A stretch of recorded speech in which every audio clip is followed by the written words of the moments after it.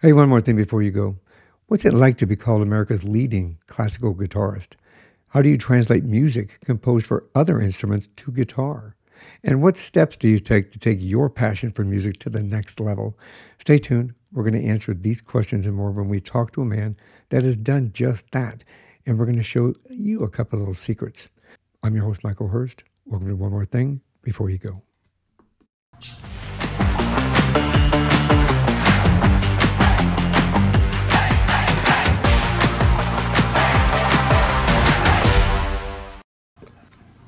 My guest in this episode is Jonathan Taylor. He's a California native who has had a long and distinguished career in music. He represented the United States as an American cultural specialist in South America and the Caribbean, sponsored by the National Endowment for the Arts. During his formative years in the 70s and the 80s, Taylor studied music at Chapman University on a full presidential scholarship and was head of the music department at the Newport Institute of the Arts in Southern California. He studied privately for years at the home of the great virtuoso Pepe Romero and was also a private student of Frederick Noad, whose PBS series was a staple of American life. Taylor achieved distinction in master classes with the great American virtuoso Christopher Parkening in 1979. Taylor is also known for his virtuosity in unique works that were originally composed for other instruments and transcribed by Jonathan for the guitar. He was one of the first artists to record digitally back in the early 1990s and has created a catalog of over 300 tracks that have few, if any, equals. His music is streaming worldwide on iTunes, Spotify, Pandora, Amazon Music, Sirius Radio, and much more. Taylor has performed sold-out concerts for such luminaries as UN delegates, American ambassadors, and foreign heads of state. He's a groundbreaker and saw the digital age coming. The Beatles have recorded less material than Mr. Taylor. Frederick Noad once said Jonathan Taylor has the will and the ability to become a major musical figure, of which I believe he has achieved. Welcome to the show, Jonathan. Thank you very much, and such a kind introduction. I appreciate that. Well, you've earned every second of it. Well, that's very kind of you to say. What an amazing journey that you've had. You know, I love music. We all love music. I think music Sure. is kind of a universal language, isn't it? Well, I also think it's, yes, exactly to your point, and I also think it's healing some people. I've seen people that were very ill Yeah. and be revived, and I don't claim to know why that is, but I can see the result, you Well, the know. results are amazing. Yeah, it's. I went to school, University of, here in Arizona, and I have a master's degree in interdisciplinary studies with a focus on digital media and performance and art. And in that process, I got to study music and well, the creative arts in totality, but music in specific, with regard to healing. So I appreciate you bringing that up right in the beginning Yeah. because it's an amazing opportunity. They have dementia patients that wouldn't forget or wouldn't remember the people that they were sitting next to. But when Mhm. a piece of music came on that they knew, they could still mouth the words. Right. Or You dance know, dance. Einstein would, he was an amateur violinist all his life, and Einstein would play the violin before he started to do his Gedanken experiments, his thought experiments, where he'd sit in that chair in Princeton and just start thinking and take his pipe and do that. But he would play. He used to say, I got more joy out of playing the violin than anything in my life. And he would do that. And people say, well, why do you do that, Dr. Einstein? And he'd say, because now I need to go to the most ethereal realms. And that was his explanation. He said it put him in a place where now he could start thinking, I'm traveling on a beam of light, right? Those things. Mm. That's pretty cool. I think Yeah. that yeah, and the soothing aspect that was a cliche, right? Music soothes the savage beast. Yeah. Well, my grandmother, another related story, my grandmother, who grew up in the Midwest, South Dakota, she, one time when she was 16, she'd go out into the forest hunting with her shotgun. And she came upon a grizzly who was in attack mode, on the Yeah, hind legs and ready to eat somebody. And she literally sang her way out of that dilemma. That's a true really. story. It's not BS. All right, that's a true story. She goes, I just started, I was very frightened, Jonathan, but I just started singing to him and stood there for about 5, 10 minutes and then backed away slowly. And, she was fine. Oh, But that's pretty cool. yeah, and man, she was such a person that literally when I was a boy, I would see birds alight upon her in the backyard. They would just come and come on her shoulder. I mean, that's really quite a testament to like the unity of nature and that. But it's true. And I tell Yeah. people that, oh, Jonathan, they didn't do that. I go, I saw it. That was right. Yeah, there's evidence right there. I think we are all connected on this planet, I believe. Humans, animals, Me too. plants, trees. I think we're all connected in all of that. I think it gives us, well, if you listen to the birds in the backyard in the morning, the birds in the backyard in the morning are singing to you. Right. They're having conversations, but they're also singing to you. I think that's Right. like, hey, how you doing? Good morning. That And it's the bird doesn't even intellectualize anything. And yet the just to sing, the joy of singing is part of its existence. Think about when you have a dog, they are so attached to their masters or protectors, however you want to look at it. And I go, well, they love you. They really do. They're trying to connect. And that joy is unbelievable. Like a baby's joy. When you see an infant, uh, they just they're giggling at everything, right? oh, absolutely. And from music perspective, think about it from a music perspective. How do we put babies to sleep? We put our kids to sleep. We played music Right. to help put them to sleep, to soothe Twinkle, them. twinkle, little star. Yeah, get them By the ready to way, go. Mozart wrote that. Do you really? Yeah, he I did. did not know that. I Yeah. did not know He that. wrote Twinkle, Twinkle, Little Star. Uh, there are many pop tunes in that come from classical composers. Yeah, that's How very gentle is interesting. the rain? How gentle is the rain? Is a Bach piece. I go, that's a Bach piece. Well, that's pretty cool. Well, you did Yeah. teach music, so yeah, Yeah, we got to get into that. I love starting at the beginning. sure. I think where you come from and who you are brings you to who you are today. I know that you're a native of Southern California, but what area did you grow up? I was born in St. John's Hospital in Santa Monica. But I grew up after spending a couple years with my parents in infancy in Pacific Palisades. They broke up, and my mother and I moved to, and her mother moved to Laguna Beach, and then uh, later to Garden Grove. And I've lived in different places in the county, Irvine, Huntington Beach, etc. It's my kids lived in well, my oldest was looking for a place to live in Irvine. They both live in California now. One in Anaheim, one in Santa Ana. My wife was born in Pomona, so we're familiar with a lot of areas of California. It's a beautiful place. Beautiful place. Yeah. Do you do you have any brothers, sisters? I have one older brother, but he's not really musical, if that's what you're kind of getting at.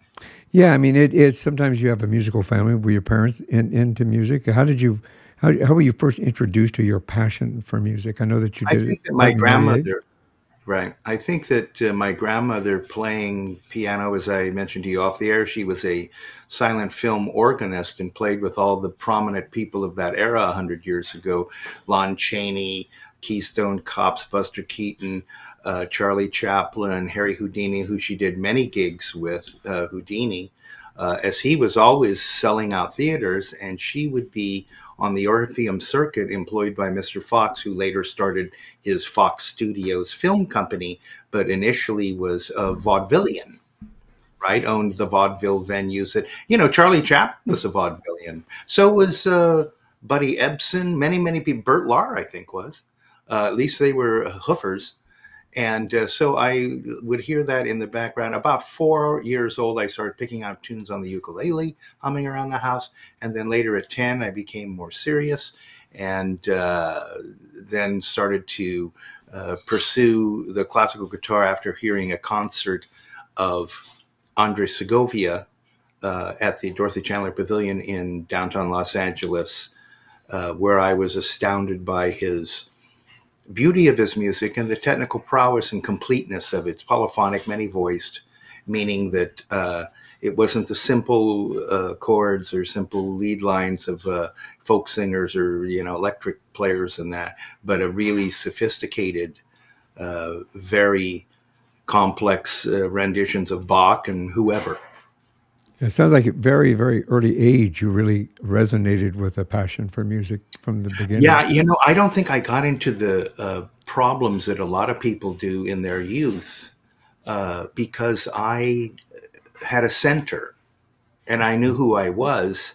I wasn't, I was searching always. I'm a searcher all the time. I study all sorts of subjects just for enlightenment. But I was also, you're coming from a place where you have something and you are something, which is different than constantly searching. Like, I know today kids have anxiety and all that. And I go, but why? Why are they having that? What is the real reason? If you don't have a meaning beyond your own basic subsistence, life can be very droll and very dreary. If you don't have a higher calling, a higher view, that you are going to encounter times of trouble during life. You have to. You're a human being. This is life. I got in an auto wreck like a year ago.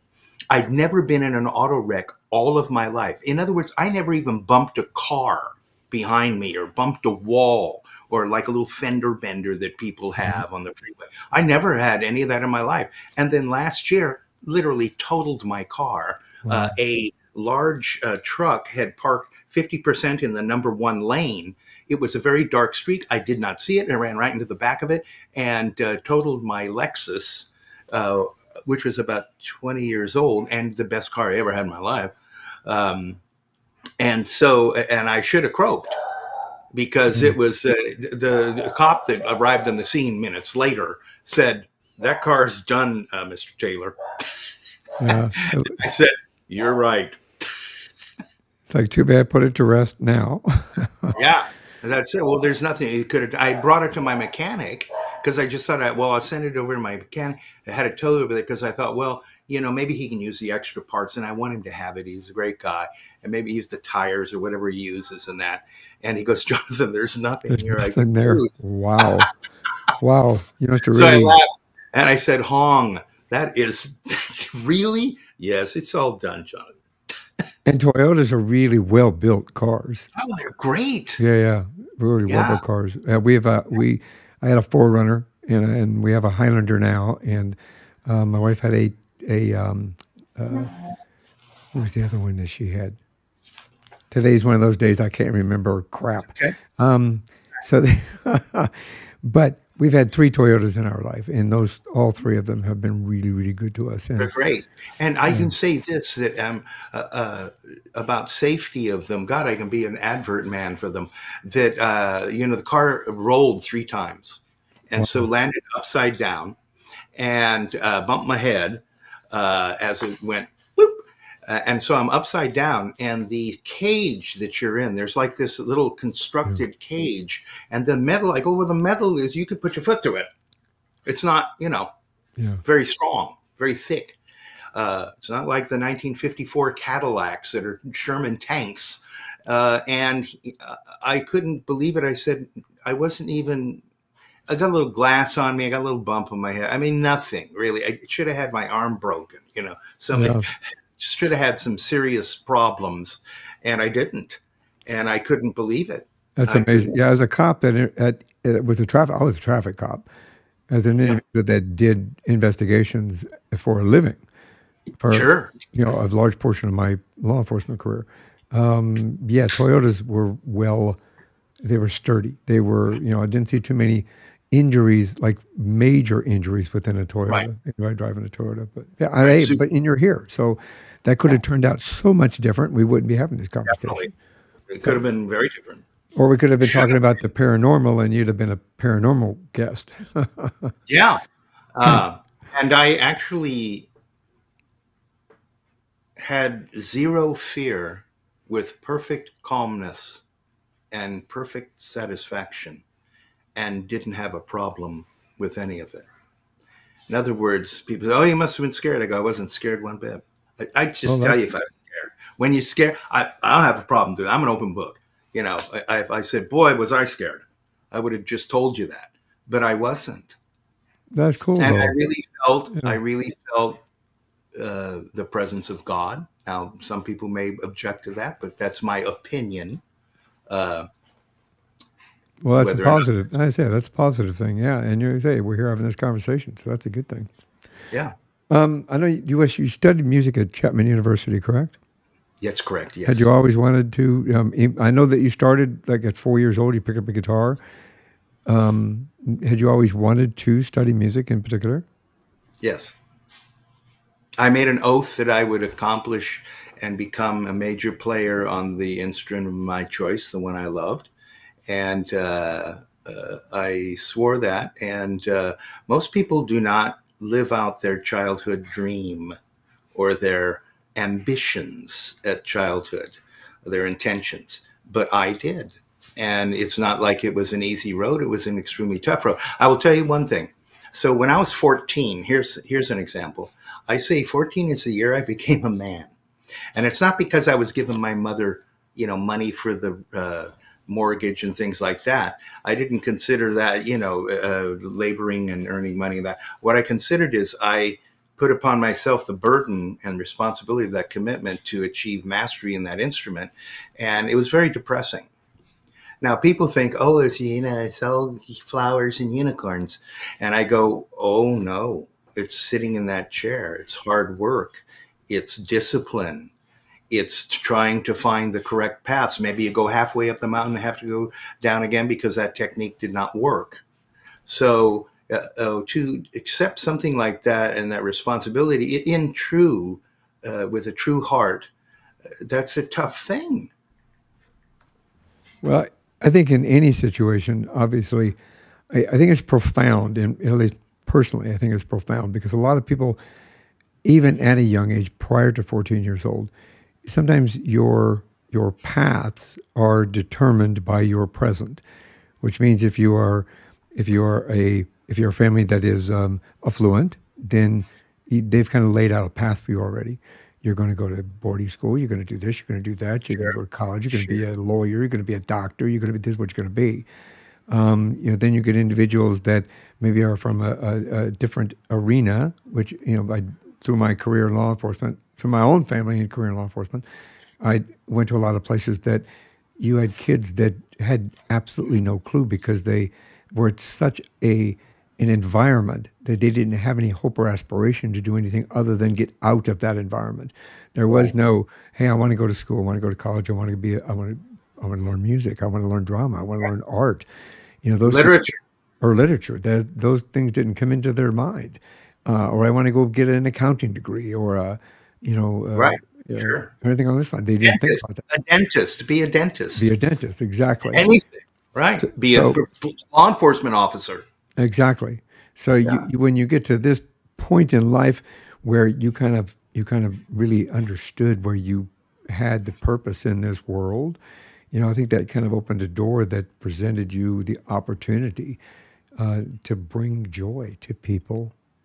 Because to me, music brings I joy. feel very fortunate and I'm very grateful. And I'm very grateful to the fans. I'm very grateful to God, first of all.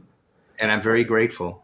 And I don't, I'll tell you, so you're talking about getting out of the ghetto, for instance, people that are, not as in a good environment. Here's what, even though I don't think rap music is really music, but here's what I admire about it. They were able to find a way out of the ghetto. True. That path, now, do I think that it's anything? No, not for me. But that doesn't matter. Everyone should listen to what they want to listen to. But I go, well, that is a method for them. Now, a lot of them, go back and live in Compton and buy the houses. That's why the property values are so high. That the drug dealers will come back and buy in their old neighborhood. And I go, well, their lifestyle is basically a bling, teeth and vanity and superficialities. But I go, well, they found a way out of the ghetto and then they put themselves right back in it. Yeah. So I go, well, I have a lot of admiration for anybody that finds a path. Like Sybil. Remember Sybil in the 70s? She was this girl that had like 10 or 20 personalities, and she was tortured by her mother. And people say, who do you admire? And I go, Sybil. Why? And I go, because she created those personalities to survive under the most horrendous conditions you can possibly imagine. And I have an admiration for a human being like that, because they, Yeah. against terrible odds in a most deleterious situation, were able to survive. And the mother was like a nutcase, Yeah. you know, and she did all sorts of horrendous things to her daughter. And I go, well, I have a lot of admiration for that girl.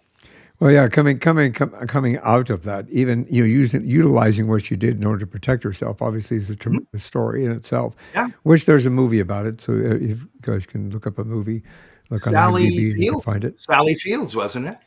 Well, that and an actual one called Sybil. Oh, okay. Yeah, there's But an actual, didn't Sally Fields play the part of the little girl? the first one, I think so. The second Oh, this is a one, more recent one. yeah, the second one I think was played by. Of course, I can picture her in my head. She played with Bruce Willis in that detective show that was a comedy. Sybil Shepherd. Yeah. Yeah, I think Sybil Shepherd played it. Sybil at one point in time, and it was that's the one I saw. The earlier one, I don't think I've Right. seen the earlier one, but Hmm. so yeah, it's I think even I agree with you on rap. I'm not a big rap fan, although I do admire the ones that have taken those experiences, turning it into kind of a musical storytelling, Yeah. and then express themselves from that point, from where they come from or where they want to go. And In the they have every right to do that. They have every exactly. right to do that, and they should do Yeah. that. And the same thing is when they took the music out of schools. I go, well, how are the kids gonna? They can't now play the instrument. They can't do the Yeah. violin or the oboe or whatever they like. And I go, well, now what are they supposed to do? They found a way, just going with their records, And I go, they started to develop that and left melody out and put rhythm in. So I go, well, what do you expect them to do now that they didn't have anything? Yeah. You take it away from them, and which is really unfortunate that they're eliminating, and unfortunately, they're still doing that today, where they're And eliminating they've the even creative arts proven, within. yeah. And they've even proven that the music raises the intelligence level a few percentage points and accesses different areas of the brain. They've even Yeah. proven that it's helpful, it's helpful to people. Well, we go back to the conversation right before we started. I don't know if we were recording when I said it about the dementia, and the fact that my wife's father had dementia, Lewy body dementia, and he got to a point, and if I get emotional, forgive me, but we were all very close. Yeah, it got to a point where he looked at his daughter one day and said, "I think I should know you, but I don't." Oh, poor Kind of a dear. thing. Yeah. So to go from that point, when we turned his favorite music on or his favorite song on, he would light up and smile, and he would kind of start bopping a little bit to it and moving a little Yeah. bit to it. You know what I mean? So Mhm. music touched something in his brain, where in his psyche, that resonated with him to a happy memory, that Sure. at a point, even when he couldn't remember his own daughter's name, which is, Incredible. to me, is incredible and profound from that Sure. perspective. Your love of music brought you to a point. I think you became the head of a music department in Newport Institute of the Arts. Am I Mhm. correct with that name? Yeah. So how did you come to that? When I was about 16, I would teach at different music stores, and by the time I was 16, I probably had about 30 students.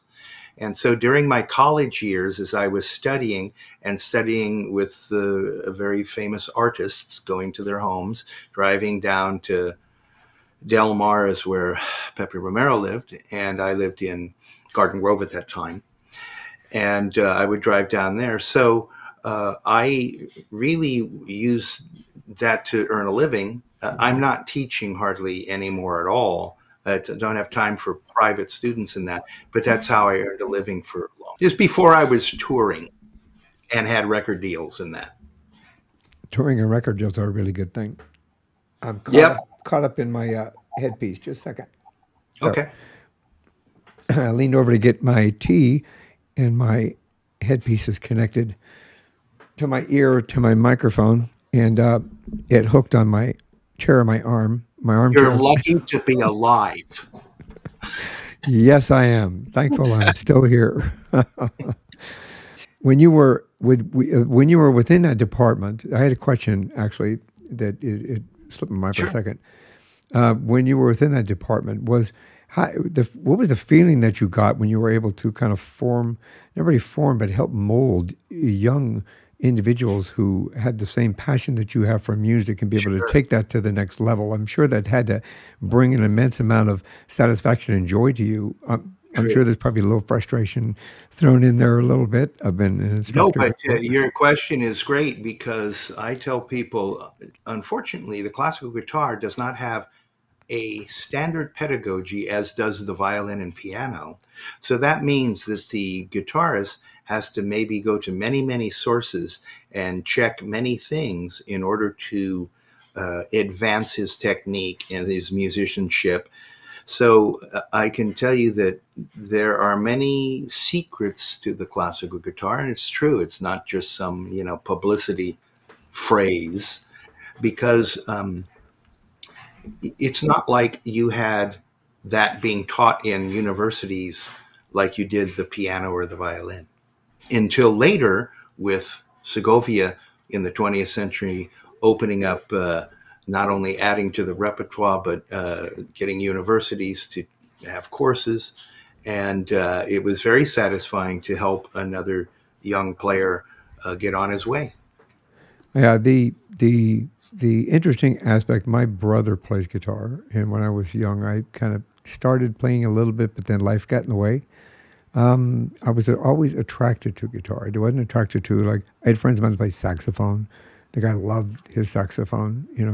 All through high school, he did 4 years of it in high school, and I'm not sure what he's done after that because it's been a while since we've already really talked. What drew you to guitar over other instruments? Boy, that is a mystery of life, isn't it? As I've said before, who knows why the audience member wants to become the player on stage rather than to be, which is fine, a listener only. And the monoviolin or like the saxophone or like the oboe or bassoon and tuba, the cello, I go, well, most of those are single voice. That's not 100% true because there's dyads and triads on, or double stops and triple stops on the stringed instruments. But the guitar is polyphonic, and you can do two and three things at one time and have a complete piece where usually a violin is either a soloist or a member of an orchestra. Yeah, that's that. From that perspective, I mean, I love violin too. I dated a woman That's that correct. at the she was in choir. She was actually aspiring to be a violinist within an orchestra, and she played it beautifully. And I loved listening to it.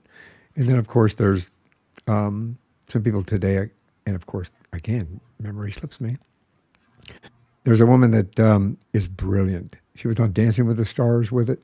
She is a violinist. That she is an absolute amazing performer on stage. She dances and she jumps around and she plays the Sure. violin like it's a piece of part of her in regard Sure. to that.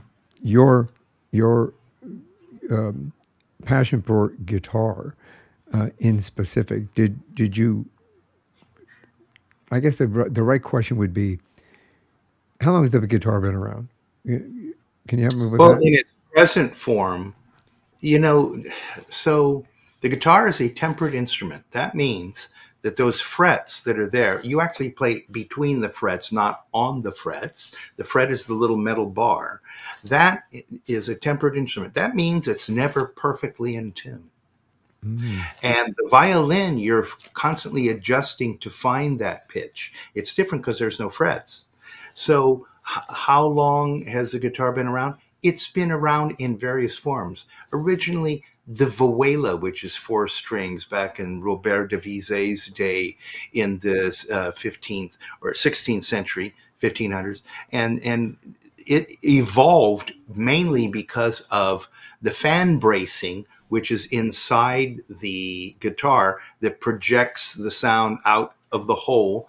And the top of the guitar, many times it's rosewood, can be many other woods, which causes a warm sound. So it went through, like many instruments, it went through, what should we say, variations. It went through a development phase. I'll give you an example of a keyboard instrument where it's the same principle.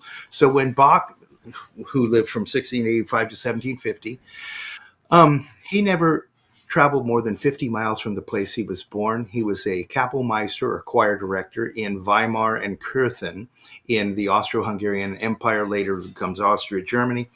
And his buddy told him, never traveled more than 50 miles from where he was born. He got in a carriage one day because his buddy said, over at this church, 50 miles away, is this new instrument called the piano. So Bach went over there to check it out, this new instrument. He hated it, which is ironic because many of Bach's compositions are transcribed for the piano and played by pianists for, 150 years or so since then. So what should we say? That shows you that the organ is similar to and the harpsichord, of course. The harpsichord is plucked, so is the guitar. The piano has a hammer, and in a way, so the guitar is. People think of the guitar as a stringed instrument. In truth, when you figure out the technicalities, it's a percussion instrument. Now, that's a strange thing to say.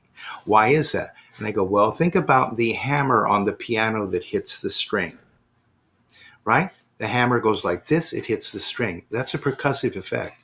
A stringed instrument in the traditional sense is bowed, like the violin, like the cello, like the bass viol.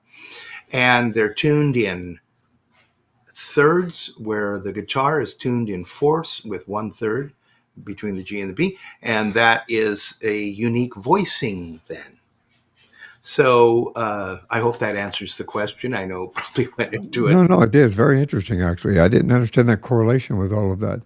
I find that I've never thought about it. Now my brain's going about 1,000 miles per hour, thinking about all that possibility. And you don't see my hands moving because of but that's the Italian in me talking over here. Yes, that's right. Off screen is the Italian talking. Molto bene. Have a nice soup, soup. Exactly. Yeah, grazie. Yeah. I got an Italian buddy that he's always ordering veal. Oh, the veal here is good. I mean, he knows every Italian dish, made it and that. And he's a connoisseur, of course. And so very Italian. Very, very Italian. Well, I grew up, I'm grateful. I grew up in an Italian environment. My brother, my sister's first husband was from Rome. And he brought all of his friends with him from Rome. And then we all lived in the same apartment complex. So we had a little Italy all within the same apartment complex. I love it. And, yeah, it was really good. Got to eat well. I mean, talking about I'm sure. Got to you eat should well. be 300 pounds. Well, back then, pretty close. Yes. Yes. Other than the ones that they would say, just eat it. Well, tell me what this is. Just eat.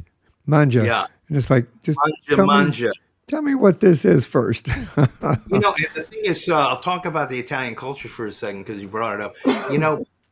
Everyone loves the Godfather films. Who doesn't? They're great. Francis Ford Coppola is a genius. They're not even films. They're just like cultural things. On the other hand, I think it's painted an image of Italians and Italian culture that's pretty distorted, and here's why. I go, do you know that Galileo Galilei was Italian? Do you know that Leonardo da Vinci was Italian? Do you know that Marconi with the radio? I go, his friends thought he was crazy and took him to a psychiatrist because they thought he was hearing things. He was schizophrenic. And I go, no. He was just saying, I'm transmitting it through this, and you can hear it. And they didn't understand his idea. And so I go, well, the Italian culture has brought Puccini, for example, Verdi.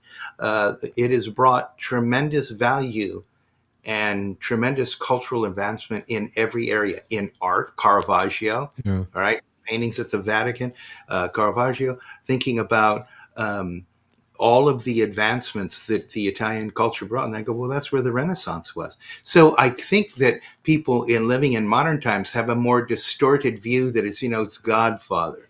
It's all these, Yeah. he made him an offer he couldn't refuse idea.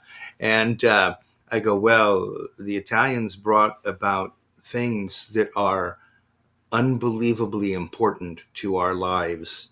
And I have a great admiration. I've been all over Italy, of course, and Venice is heaven. If you get lost in the corridors of Venice with your lover, with your girl, it's heavenly. It's heaven. It's heavenly. Yeah. And then have, lunch or whatever. But I go, oh, you want to get lost in Venice? I go, there's so many byways, you don't know where the hell you are. Where the hell you are. Exactly. Italians brought us roads. Exactly. There are And still, I'm on the Appian Way there, right? As a matter of yes, fact, I've been doing some studies with Greek and Sparta, but also with Rome. Caesar actually said it, I think 35, he said, I've had enough accomplishments and I've done enough. I can die. It's okay. I mean, the attitude was great. And roads, yes. Well, the I aqueducts, say think about aqueducts, but roads, aqueduct, sewer system. They had a my sewer system God. built in. They had And hot that tubs. prevented, yeah. And that prevented probably cholera a lot with their sewer system Mhm. that was common at the time. I go, it's unbelievable. Well, Rome was that was it. That was the most civilized area Yeah. on the planet. And the Certainly. architecture, the art, the Michelangelo, the sculptures, the paintings, all of the all of that particular culture. That's what I was blessed with understanding, coming from Italians, true Italians. That Mhm. come si dice was the favorite word around there because it was how do you say? It presented me with the opportunity to really learn the Italian culture from within, so to speak, without having to go to Italy to do it. But my wife and I plan to go to Italy, and we plan to get lost in Venice. So thank you Beautiful. for bringing that part up for me. I want to Oh, put that in a little it's note. romantic. It's so lovely. And the gondoliers. I'll tell you something that the gondoliers. So to show you something, music. They're just singing their songs while you're romancing your girl in the back of the gondola. And well, some of those forms. One of them is a scherzo, which means joke. The word scherzo means joke. And I go, if you listen to the music, it's more lighthearted and as if it is a joke. Mm. If you listen to those forms, and I go, well, the gondoliers had certain songs. Yes, they would have what you would consider a romantic ballad, but then they'd also have little ditties that are, comical. And so some of the forms of music came out of that natural profession, right, of the time. Yeah. Very I go, cool. well, the forms developed. Yeah, yeah, very cool. I Yeah. um I think that did you ever study in Italy? Or did you ever perform in Italy? No, that was the time I went to Italy. I was not on tour. It was a pleasure thing, and I have not performed in Italy, but all over Europe, Romania, in the Philippines, and India, all sorts of weird Mhm. places. The Amazon, the all over Brazil. And of course, as you would think, America and Europe, Yeah. because that would be traditionally what you would think with this type of music and that. Well, I know that you did represent the United States as an American cultural specialist in South America and the Caribbean Right. during that during part of your career in within music. What was that like? I mean, what kind of experiences did you kind of Boy, that is uh, so great. So when I landed in Barbados, and of course that's the Caribbean, not Barbados, Spain, I was doing concerts at Frank Collymore Hall, met in chambers with their president, what's his name now? He's dead now, I think, but he just died recently. Um, and did master classes and did many television and recording appearances. I also brought the great Barbadian flautist to my house later, and we recorded 2 albums, a guitar and flute album. And so those experiences, especially, I say Barbados was one of my first international big successes, because there were like 10 guitarists from all over the world, and I kind of won the day, and they were from Martinique or France, and one was from Cuba. Oh boy, that's a story. The communists wouldn't tip the waitress. I'm there at the breakfast table, and I said, "Do you know that woman probably has 2.5 kids?" And I go, "How is she going to earn a living?" I go, "No waitress salary is anything. Anyone knows that." And so I, of course, tipped her and double tipped her, and, say, "Don't worry, I'll take care." "Oh, no, don't worry about that." And I go, "That's terrible." And he grew up as a privileged communist. So It, it didn't matter to him. I mean, it yeah, was just, that's to help. well, and he had no sympathy for Yeah. any other human. He didn't have empathy for Empathy, another. yeah, no empathy. Their lot in life, or their place at that time in life. Yeah. And it was just a very kind of like a spoiled brat. And that's Kind too of like a bad. spoiled, yeah. It's unfortunate, very unfortunate. Yeah. You, excuse me. I know that you transcribed on your website. I've explored your website extensively, and I have seen some YouTube videos on there with regard to like the Wizard of Oz and several other. I know that you have part of your bio that you had sent to me, and that I had research I had done on you.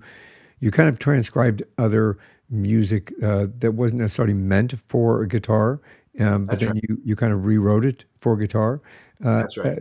What's the creative process in something like that? How do you do? I mean, I personally look. I'm very creative. I write. I act. I've acted. I've sang. I've danced. But I've never written music because I think it's Mhm. kind of a complicated process. Mhm. So I was trained in composition, and one of my things is writing orchestral pieces. So I've written for every instrument that exists. Uh, I should say every orchestral instrument, and not the balalaika in Russia. But you're adapting an entire, for instance, the Wizard of Oz you mentioned, though, it's a film score, as you well know. And I can tell you many stories about the Wizard of Oz, the filming of it, and how those pieces came about that are very interesting. So I thought, these are just the classic things. So I'll give you a couple stories about Harold Arlen and about how the Wizard of Oz came about, and then what I did. Harold Hyman Arlick, the son of a Jewish cantor, who later became known as Harold Arlen, was commissioned by MGM to write the film score and songs for the musical adapting L. Frank Baum's books, The Wonderful Wizard of Oz. So he had written all of the other songs that you and I know, and the whole world knows. And this is probably 38 because the film's released in 39. And he hadn't written a ballad. And so they said, we need a ballad in here. And so he was driving down Sunset Boulevard going to a 4 o'clock matinee with his wife at Grauman's Chinese Theater in 1938. And believe it or not, he saw a rainbow. I mean, I know that sounds like, a fairy story, but it's true. And like all good composers, he kept some manuscript paper either in his pocket or his glove compartment to write down ideas when they occur to you, because if you don't, you'll forget them. You forget, yeah. Yeah. So I go, well, you better put it down now, because you'll go, oh, what was that one part? So he wrote the A and B themes after seeing the rainbow. And that's a true story. Now, That's phenomenal. That's phenomenal. yeah, yeah. It's a true story about how, because he had already written, and listen to the title of this, If I Only Had a Brain. I mean, who writes a song If I Only Had a Brain, right? Which is great. And I go, there he is with his scotch and his cigarette at the piano writing. So If I Only Had a Brain. Well, he wrote Over the Rainbow, and it was the ballad, of course, the aspirational ballad at the very beginning of the film in sepia tone, where Dorothy is, if I could only get out of here, right? Somewhere over the rainbow there lies a better life for me, is the idea. Well, they filmed it, and she's on the hay cart with Toto. And now the dailies come around, and Mr. Big himself, the owner of MGM, Louis B. Mayer, came down to see the dailies. What do we got today? He hated it. He hated the song. He hated, she looks like a hick sitting there with the hay cart. And they, in other words, he disapproved. So the big boss said, take it out. We're not having it in there. Well, some of the other engineers and tech people later on convinced him to put it back in. But this time, so I'm going to show you the history of why one of the most beloved songs in the American songbook should have never seen the light of day. And so the second time, there's, as you know, at the very beginning, it opens with an octave. And somebody was offended by it having an octave at the very first note of the opening of the song. And now, of course, that's freaking ridiculous. Absolutely. I mean, that is the most ridiculous thing I've ever heard. So I always say, if I'm talking to an audience and doing a performance, I'm playing that piece and telling these stories, I will say to them, I'll say, of course, today we're not offended by anything, are we? Sarcastically, I say that because I go, well, look at that. Now, how can somebody be offended by something like that? But they were. And so they took it out again. And so finally, some of the other members of the film crew loved the ballad so much, they convinced Louis B. Mayer to put it in it. And of course, now we know, we've heard it. And I go, well, other than White Christmas, it's like the number one that ever was or something. I mean, it's like so giant that who lost track of all the counting. So that is a story of how the Somewhere Over the Rainbow came to be. There are many stories of the making of that film that went awry. Buddy Ebsen, who you know as Jed Clampett in the Beverly Hillbillies, and Barnaby Jones. That's it, Barnaby Jones. That I met him a couple of times, and he was ancient by that time, and he lived in Balboa. And I go, well, Buddy Ebsen was the original Tin Man. He almost died. Yeah, you know. So they put that silver paint on him. And I go, how much lead was in there? I go, more than would fit in a 45. And I go, there was so much lead in that paint, you know, he shouldn't have been able to walk. So he almost died, went to the hospital. And there's another story that's this one, I'll bet you don't know, about Margaret Hamilton on a similar vein. So Margaret Hamilton, as we know, is the witch. She had read the stories as a child and loved them. And when she got the call, she didn't know what role they were going to cast her for. And her agent said, oh, well, the witch, of course. Well, that's not too insulting. So, I beg your pardon. So they cast her. Now, of course, she's got her green paint on, as everybody knows. Well, you know, in the opening scenes of when it goes from sepia tone to color and they land in Oz, Dorothy lands the house on the sister and kills the sister. And then the Wicked Witch of the West comes to find out, oh my God, you murdered my sister. And so they come, she's standing, now she has threatened Dorothy. They've had their interaction. Now, I'll get you, my little pretty. And they've had their interaction. And so now she's going to fly away or vanish. So there's a trapdoor in the middle of this stage. And so Margaret's standing over the trapdoor, and there will be a smoke bomb that goes off, of course, because she's magically going to vanish. And at that time, in those days, people think it's all malicious. I go, well, you don't know any better. You're stupid. Yeah. You don't know any better. They bled George Washington, and those doctors were primitives. I go, they are the best in the world, and they adored him. And they just didn't know. Yeah. They adored him. They did everything. They were crying, you know. And so I go, it's not like that. They had good intent. They just like we do.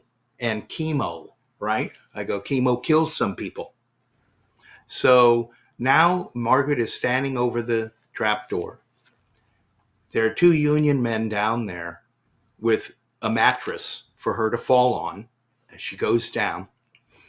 And so the smoke bomb goes off. And by the way, before I say what happened, so Margaret Hamblin was an extremely distinguished stage actress. Yeah. Yeah. Extremely distinguished. Oh, I go, she's a very distinguished woman, very accomplished. And so now the smoke bomb goes off. She catches on fire. Oh, I didn't know that. Catches on fire. Like, whoops. And now she's going down there, and all of a sudden, you guys, my God, Margaret's on fire. Jesus, right? Yeah, so they're trying to grab anything to pat her out, right? To get rid of the fire. And so she spent time in the house. Fortunately, she didn't have serious burns, and she continued on and all that. But she said, no more smoke bombs. Yeah, like, whoops.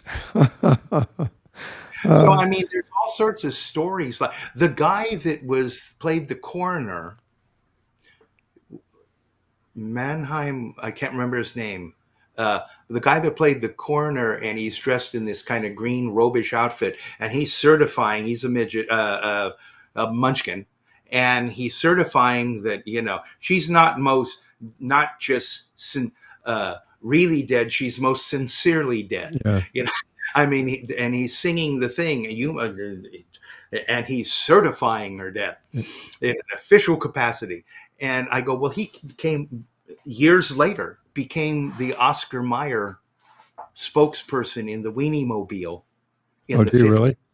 Yeah, I think it's Meinhardt Rob or something like that. I can't remember his name. I'll have to look it up. I'll look it up, and I'll put a little graphic in as we're as we're talking. Yeah, he became this spokesperson. I go, he travel all over the damn country and go to the stores and promote the new drink by Pepsi-Cola bottling company was Mountain Dew, and he'd have his Oscar Mayer hot dogs, and everyone of the family would come down. I go, they sold a ton of product. I didn't know that. Yeah. I remember as a kid. I mean, obviously, this is probably way before my time. He was doing that, but I remember as a kid seeing that Wienermobile come into town when I lived in Colorado Springs, and it was a big deal. I mean, it really was kind of. As a kid, it was a big deal. Sure, it was fun, yeah. And anyway, so that film also brought many. Here's another story about the wizard himself. Frank Morgan, as you know, was the actor that played the wizard and played the what should we say, the soothsayer at the beginning with his cart, his gypsy cart, who is predicting, oh, Annie M is worried about you. I see, is her name M? His phony thing.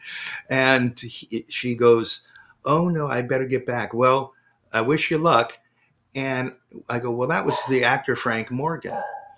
And in those days, you would be told by the film company, because everybody was on salary, the studio system was way different than what happened. It's different than today. Yep. Totally. There's completely different, completely.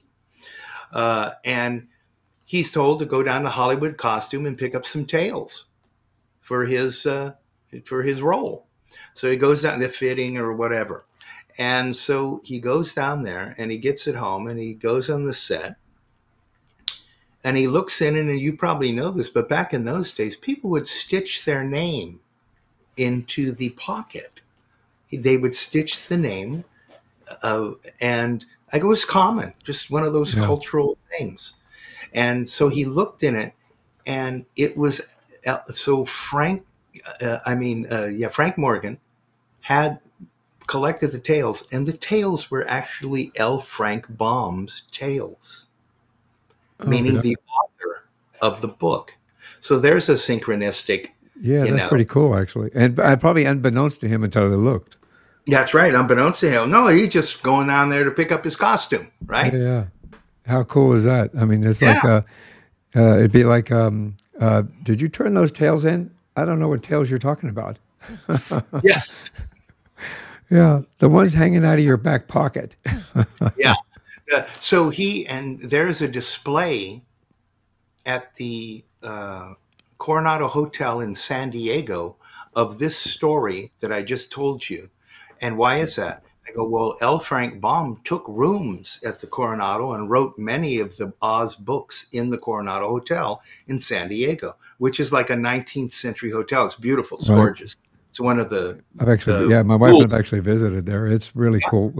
it's We love lovely. It's going to beautiful. old places like that, old hotels and things, the Yeah. history. Big Hollywood buffs. So anything that's associated with that in any form, we try to do our best when we go. You know, my grandmother, when she was her silent film career, I go, well, it was later. My grandmother bought a house, but at the time, it was nobody had houses until after the Second World War. Yeah, It was really the GI Bill that got the middle class in that. Just like the freeways, not until the 50s with yeah, Eisenhower. yeah, And I go, well, nobody had houses. Don't think that Americans own houses because they didn't. 90% were renters yeah, and they rented. And do you know what a room cost? It was nothing. It yeah. wasn't 60% of your paycheck that it is now in California. It was 10%, 15%. I know people, I've read letters at the Clifton's cafeteria, which was a famous cafeteria of that time. And I go, well, the secretaries lived lives that CEOs would envy because it didn't cost. They There didn't was call. not Yeah, inflation. not Yeah, that way today. yeah, Definitely, they would definitely not that way today. the opposite. I go, well, she would pay, $20 a month for a nice room, not like some crummy ghetto thing. Yeah. I go, no, it's a nice place. Yeah, And but in contrast to that, our youngest daughter is paying $2,300 a month for a studio apartment, less than 600 square foot, and it's $2,300 a month. And they're going to raise it when her lease is up.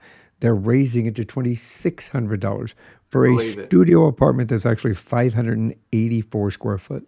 Really, remember that in terms of the law, you can't raise it more than 10%. Just, I want you know the laws and I that, but I'm don't mentioning know that. that law, but I don't know that law. So yeah, that's something I'll look into when we're Well, off. it's usury, right? Meaning what you're doing is like if you were to double the rent, or Right, 50% more or something. I go, well, who can afford that? I can Nobody, afford it. Yeah, only, right.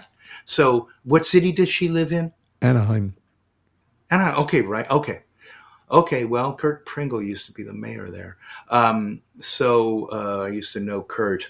Um, and the amount of money that people would pay back in those days, very minimal. They Yeah, had great lives. LA had a wonderful subway. A lot of people don't know that. I didn't know that. It's still down there. It's in pieces, tatters. But I go, no, the subway is still. I go, there was a great subway, and then they did the red cars, right, the electric cars Yeah. above. And I go, my mother would ride the red cars as a little girl, and now, of course, there's buses. Uh, Yeah, and I and go, I think they instigated. Well, I'd heard that they instigated a portion of the subway back again, didn't they? I don't know.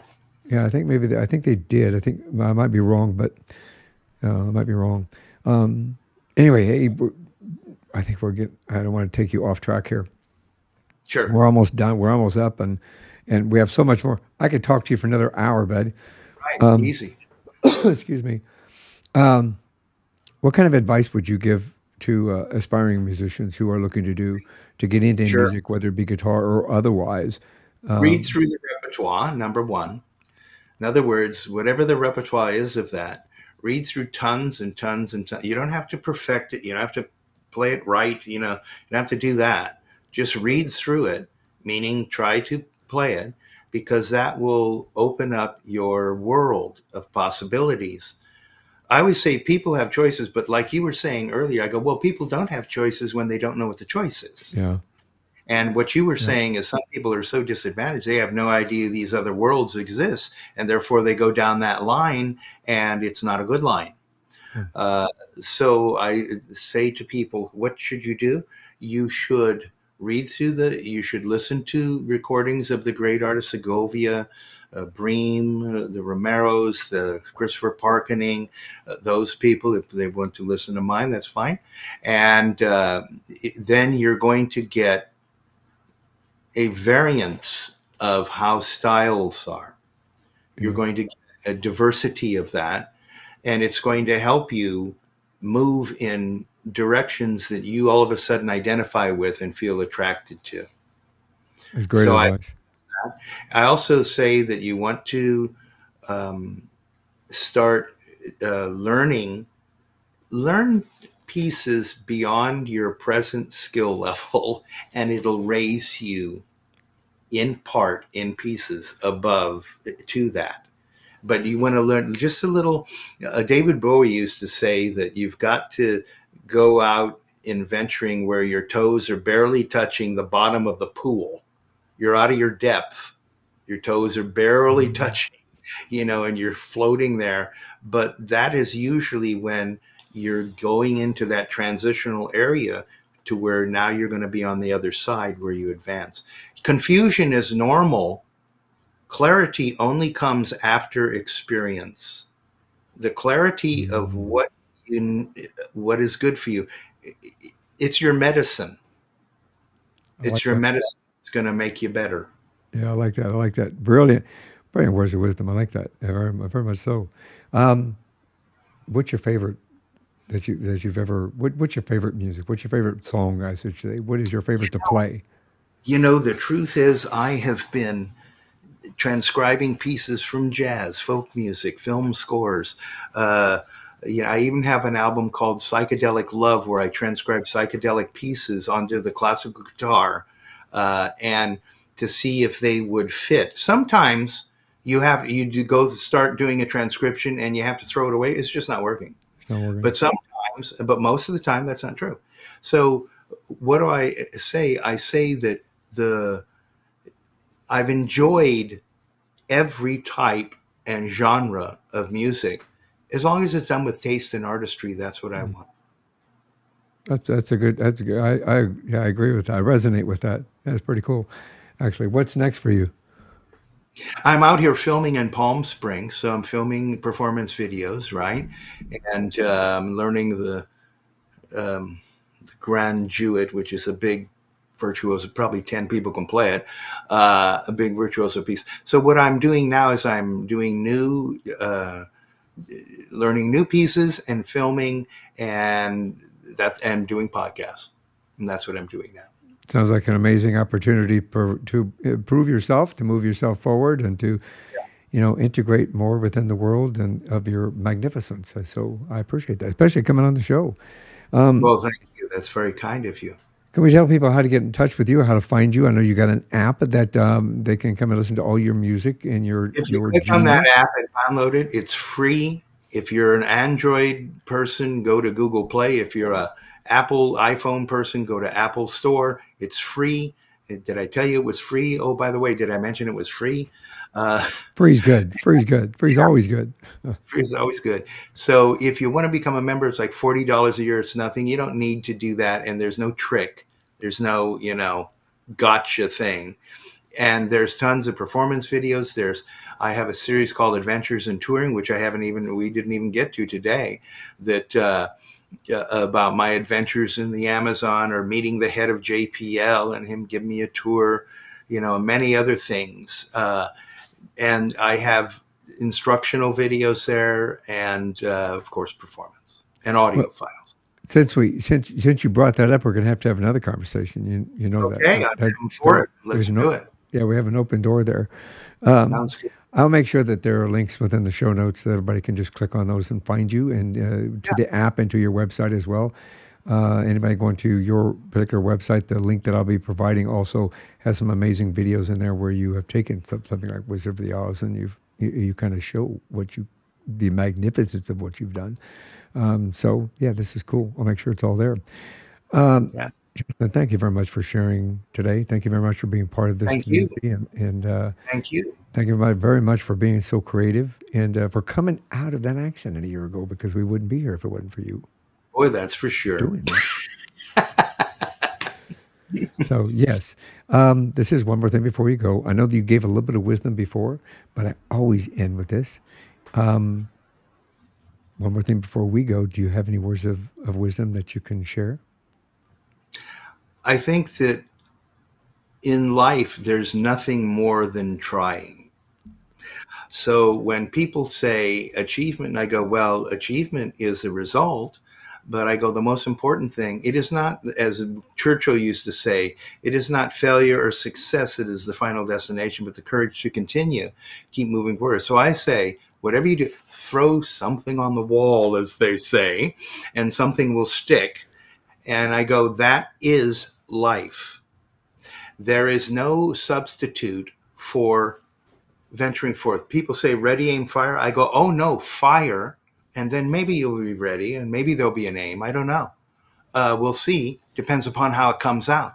But if you don't venture forth into the uncertainty or the darkness, I go, you'll never get anywhere. Probably the worst thing a human being can have is their comfort zone. Yeah. Their comfort zone. When people say this person is perfect or that's perfect, I go, well, I don't want to be perfect. And I go, if I'm perfect, that means I can't grow. How can I grow if I'm perfect? I don't want to be perfect. Yeah. I don't even aspire toward it. I knew a musician, and I know this is long and you're ending, That's all right. but I knew a musician who's very famous. I won't mention his name, extremely famous. And he's from the Asian culture, which emphasizes perfection. Right. A lot of Japanese kids, want to commit suicide because they're not number one. So this guy, all his life, and now he's older, he thought, and he's a great instrumentalist. There's no doubt about it. He's a great player. He goes, well, I realized how boring perfection was and that I was really there to give them an emotional and human experience. And I said, I knew that when I was, 10. And I go, it's taken you a lot of years to learn that. So the real thing that a musician wants to give, a real musician, is an emotional, deep experience with many dimensions, and that has communicated something in the abstract. Can mean a lot of things to a lot of different people. It doesn't have to have a one set thing. But if you want to get ahead, and just keep moving forward. That Rocky speech that Sylvester Stallone did, and people don't know this. I go, he was a writer. Yeah. Everyone thinks he's an actor. I go, my God, he was a writer. Since he was, that was his thing, writing. And the thing is, nothing will hit harder in life. It's not how hard you get hit. It's how hard you can, or how hard you can hit. It's how hard you can get hit and get up and keep moving forward. And to me, I go, there is nothing other than that. What else is there in life? But we try. Will we succeed? I go, sometimes. Sometimes we'll succeed and sometimes we won't. And just keep going. The classic 1,000 tries for the light bulb. It was the tungsten, it was the metal. Kept melting. It lasted about 2 hours, and then the bulb would go, oh, let's put it in a vacuum. Let's try a different type of alloy. And I go, look what happened. I go, and the world at that time was very dark. Yeah. No lights. The gas lamps blew up all the time in the streets in the 19th century Victorian towns. I go, the earth was very dark. Think about the light to read by. And I go, so what do I think? I think one has to keep moving forward by trying. And I'll make one final thing. I know I'm far afield here. Oh, you're all good. There's a great film with John Voight called Runaway Train about two criminals that escape the warden who are punishing them. And they commandeer a train, and now the warden is going to be let down by helicopter to arrest this person. And it's set up not against this warden that he's a brute, and the criminal is a brute too. And John Voight is going to take the warden to his death because they're going to run into something. They're going to run into an obstruction. And he's got him handcuffed there. And he says, you don't win. You're not winning. The warden is saying, you're not winning. He goes, and Voight, the criminal, says, win, lose, what's the difference? And I go, that is enlightenment, because you're going to have that in your life. And sometimes in our society, we think that that's, the big thing, win. And I go, well, how do you know what something is until you make the mistake? I go, you have to. You learn then. If I don't make a mistake, well, how do I learn? I'm happy when people point out that I'm wrong about something. I have no problem. I don't have an ego about it. I go, oh, I didn't know that. Now you've helped me. Now I have this, better. I agree with all of that. I use Bruce Lee's philosophy of every failure is a learning step to success. Yeah. Because you either learn to not do that again or to build upon it. Right. And that allows you to move forward. Because every time you build upon it, you take another step forward. So, And people learn in different ways. There's an old saying is I didn't need to pee on the electric fence to know that it's going to kill me. Right? And some people do, and I go, well, you'll kill yourself with the electricity. Exactly. I go, you want to learn from others' mistakes as well. Yeah, exactly. You do it first. Yeah. At least in the electric fence, you do it first. Let me see if it works. That's right. Yeah. Right. Anyway, Jonathan, thank you very much. I really appreciate this. Has been a fantastic conversation, and me too. I think so.